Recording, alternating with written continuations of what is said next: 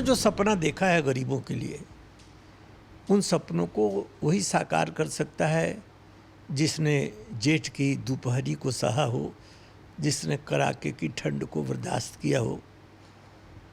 और वो गरीब का बेटा लालू यादव में हम लोगों ने देखा। लाठी में तेल पिलाने से मतलब है कि जान रहे या जाए, लेकिन गांधी का जो आदर्श है, जो सपना है, वो ना जाने पाए, यही लालू जी चाहते।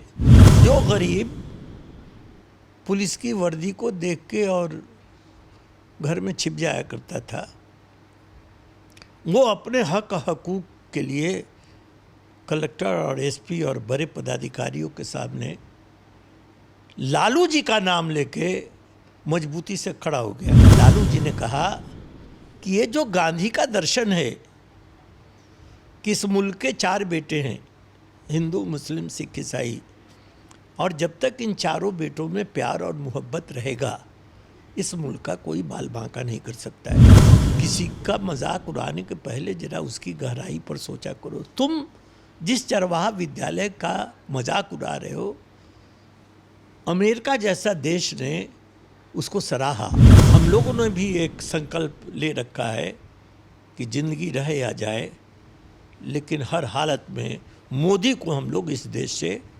भगाएंगे। नमस्कार, आप देख रहे हैं आरएडी न्यूज़। मैं हूं योगेश चक्रवर्ती। 11 जून को आरजेडी के राष्ट्रीय अध्यक्ष लालू प्रसाद यादव का जन्मदिन है और ये जन्मदिन आरजेडी के तमाम नेताओं के लिए खास है और ख़ास करके उनके साथ लंबा वक्त गुजारने वाले, कंधे से कंधे मिलाकर चलने वाले नेताओं के लिए तो और ज़्यादा खास है, क्योंकि इस बार लालू यादव पटना में हैं और स्वस्थ हैं।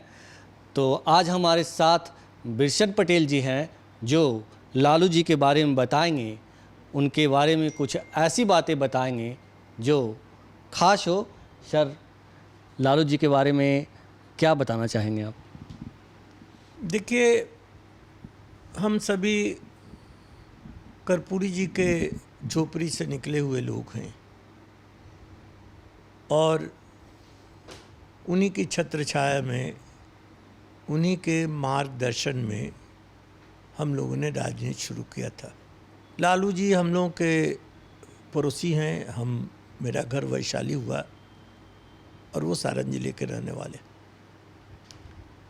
एक तो हमारे पड़ोसी हैं, दूसरे हम सभी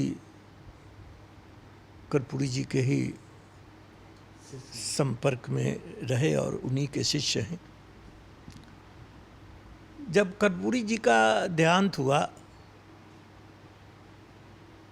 देहांत के बाद मुसलसल हम लोग लालू जी के साथ रहे।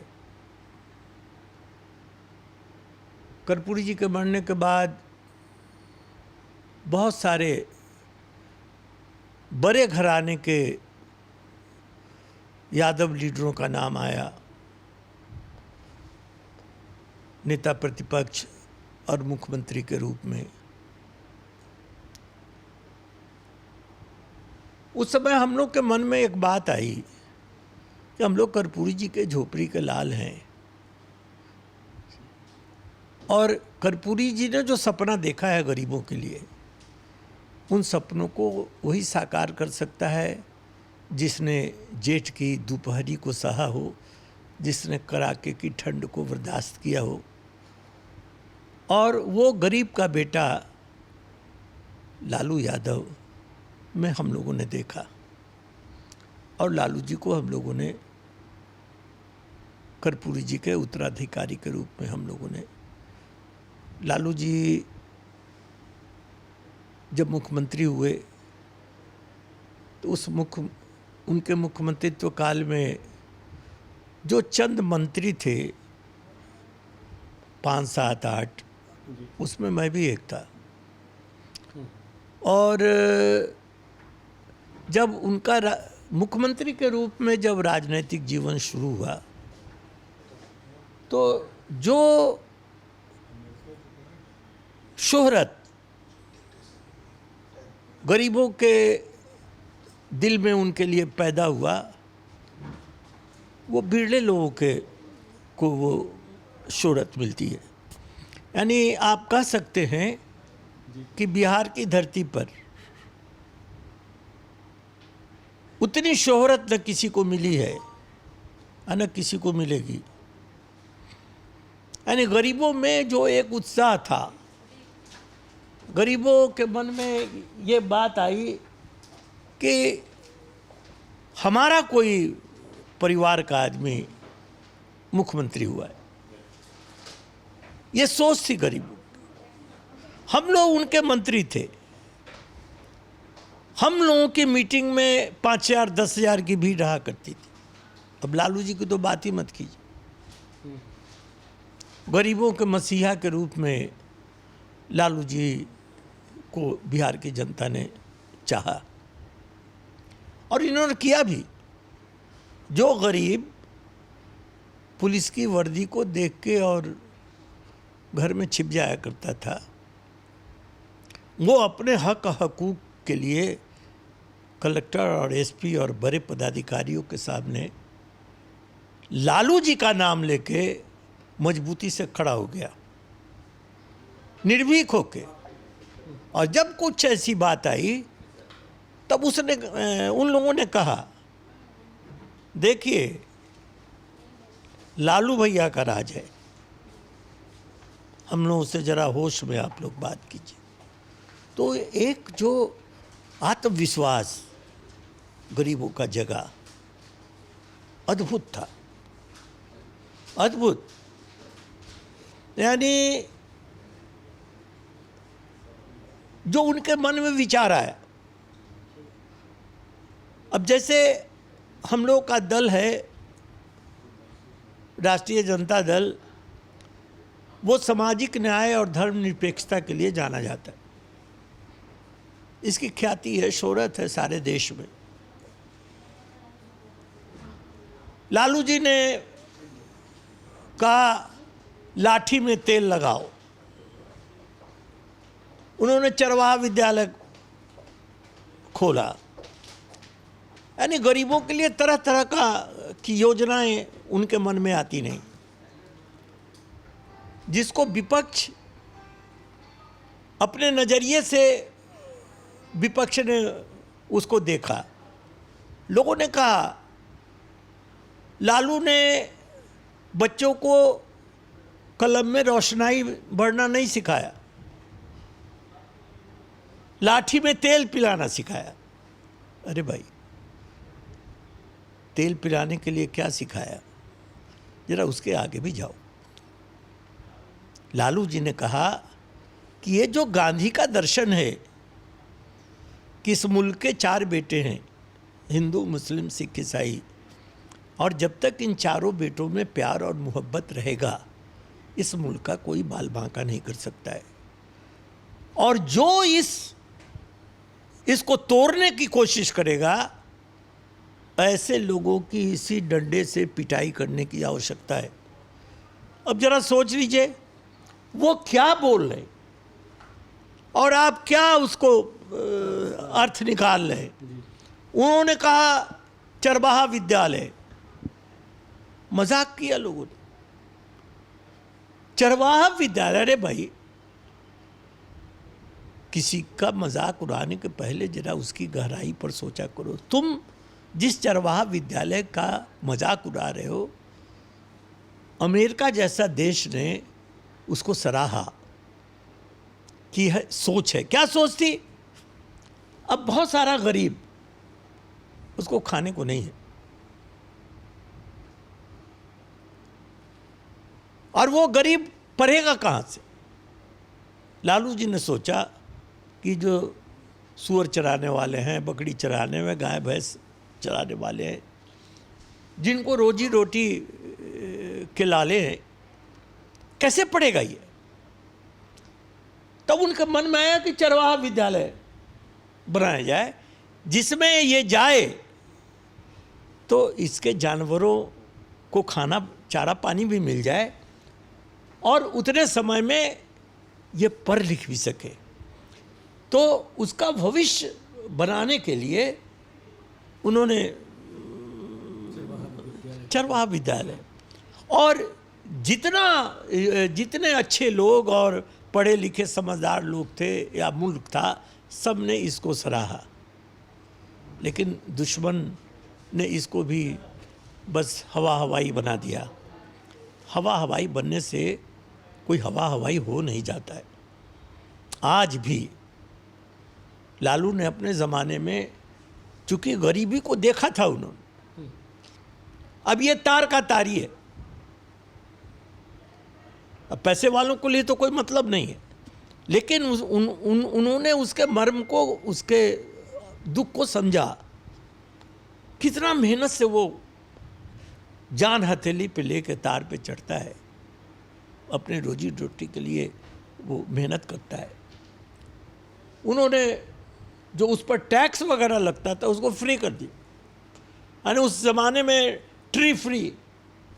ये हमने देखा कि जो ये हम लोगों के समाज में, दलित समाज में पासी लोग इस काम को करते हैं, ऊपर से पेड़ से रस निकालने का, तो हमने देखा कि तार के पेड़ पर वो गरीब आदमी राष्ट्रीय जनता दल का झंडा लगाया हुआ। ये उत्साह था साहब। ये जो सहनी लोग हैं जो मछली मारने का कारोबार कर, उन्होंने जलकर फ्री कर दिया, कोई टैक्स वैक्स नहीं लगे। आपके यहाँ शहरी इलाके में, मैं शहरी विकास मंत्री भी था, तो 10 करोड़ रुपया स्पेशल बजटरी प्रोविजन हुआ था इस शहर को खूबसूरत बनाने के लिए। कंकर बाग में बहुत पानी लगता था, तो हमने मुख्यमंत्री जी को एक प्रस्ताव दिया कि इसमें से 5-7 करोड़ रुपया लगा के और कंकर बाग का ये जो जल जमाव है उसको निकालने की व्यवस्था की जाए। लालू जी ने कहा कि नहीं, इसका वो क्या वो घर बनता था, रैन बसेरा, ये गरीबों के लिए शहर में रहने के लिए रैन बसेरा का एक योजना की शुरुआत उन्होंने की। उस समय मुझे बुरा लगा था कि कंकर बाग की इतनी बड़ी समस्या को न सुलझा के लालू जी ये रैन बसेरा। लेकिन आज मुझको एहसास होता है कि लालू जी के दिल में गरीबों के लिए क्या दर्द था। वो सोचते थे कि जो थका मांदा, जिसको यहाँ कोई आशियाना नहीं है, वो कहाँ रहेगा, कहाँ रात गुजारेगा। और उनके लिए उनके दिल में जो जज्बा था वो रैन बसेरा के रूप में वो सामने आया। आज भी, अभी 4 दिन पहले हम लोगों ने अपने यहाँ एक मीटिंग किया है आश्रय का। अब लोग, सरकार का ये कानून है कि जब तक कोई अगर सरकारी ज़मीन पर भी हैं शहर में और उनके लिए कोई वैकल्पिक व्यवस्था नहीं होती है, तब तक उनको हटाया नहीं जा सकता, क्योंकि ये शहर उन्हीं गरीबों के द्वारा बनाया हुआ है। और वो गरीब ही बेघर हो जाए तो ये अच्छी बात नहीं। तो ये सोच थी लालू जी की। आज मैं उस सोच को सराहता हूँ कि लालू जी ने गरीबों के बारे में बहुत कुछ सोचा। आज लालू जी 11 को आपने कहा जन्मदिन है, ये सिर्फ हमारे दल के लिए नहीं, लालू जी का जन्मदिन इस पूरे देश के लिए उपयोगी है। आज जिस तरह से ये जो सांप्रदायिक ताकतें इस मुल्क में सर उठा रही हैं, उनका अगर कोई निदान है तो वही लाठी में तेल पिलाना। यानी लाठी में तेल पिलाने से मतलब है कि जान रहे या जाए, लेकिन गांधी का जो आदर्श है, जो सपना है, वो ना जाने पाए, यही लालू जी चाहते। तो आज उनकी ज़्यादा रेलिवेंसी है। तो हम लोग तो इंतज़ार में हैं 11 के कि 11 आए और ये सारे देश को, क्योंकि सारे देश की नज़र आज बिहार पर ही है जी बिल्कुल। और बिहार पर भी है और हमारे दल पर भी है। और चूंकि यह दल देन है लालू जी का, इसलिए आप कह सकते हैं कि सारा ध्यान लालू जी पर ही है। और जो 11 के बाद, वैसे हम सारे साथी उनके लिए समर्पित हैं और हम लोगों ने भी एक संकल्प ले रखा है कि ज़िंदगी रहे या जाए, लेकिन हर हालत में मोदी को हम लोग इस देश से भगाएंगे। मोदी के खिलाफ हम लोग एक अभियान चलाएंगे और वो दिन आएगा कि जब जो गांधी और अंबेडकर और लोहिया का जो सपना था, उन्हीं सपनों का यह हिंदुस्तान बने। इसके लिए हम लोग मुसलसल हम लोग तैयारी में भी हैं और हम लोग प्रयास करेंगे। आपने उनके बारे में कुछ बातें पूछी, उसको जितना मैं जानता हूँ और जितनी बात मैं आपको बता सकता हूँ, जी बस। बहुत धन्यवाद। Thank you sir.